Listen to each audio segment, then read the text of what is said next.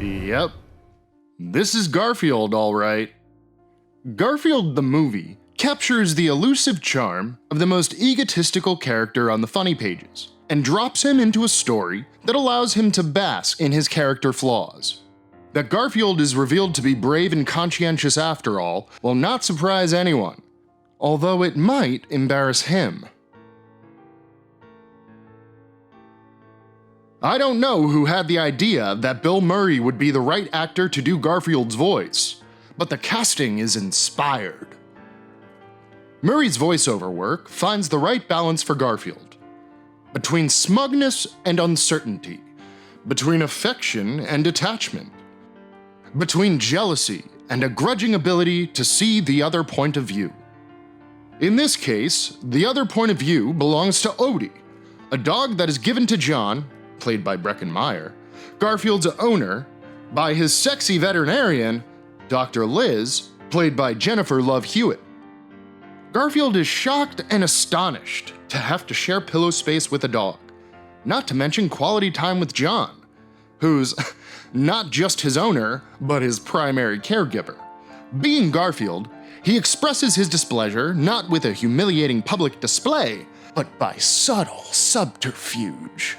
He steers the dog outdoors, and dogs being dogs, Odie chases a car, and then another one, and gets lost, and is picked up by an old lady, and then ends up in a pound. There's a parallel plot involving the talentless Harry Chapman, played by Stephen Tobolowsky, who hosts a TV show with a pet cat.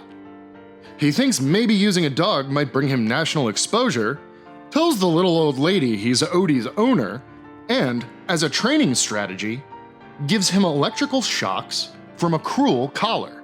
Whether Garfield is able to break into and out of the pound, save Odie, expose Chapman, and reunite John with both the dog and Garfield's own noble presence, I will leave for you to discover. The movie, based on the comic strip by Jim Davis, has been directed by Peter Hewitt and written by Joel Cohen and Alex Sokolow. The filmmakers obviously understand and love Garfield, and their movie lacks the sense of smarmy slumming you sometimes get when Hollywood brings comic strips to the screen.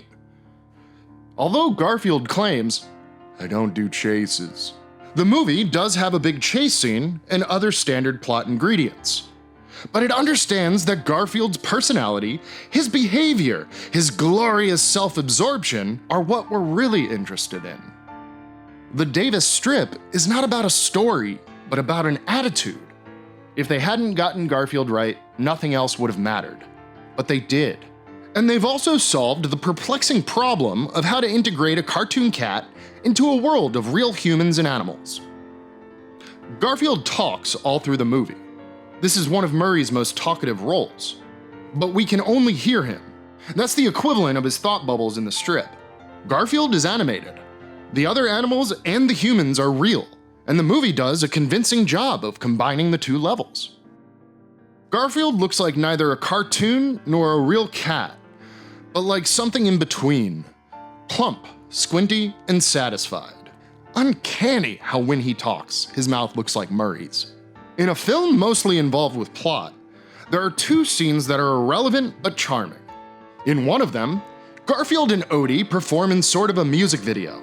And in the other, at the end, Garfield has a solo, singing "I Feel Good" and dancing along. Oh, and John and Dr. Liz fall in love. Although Garfield is no doubt confident, he will remain the center of their attention.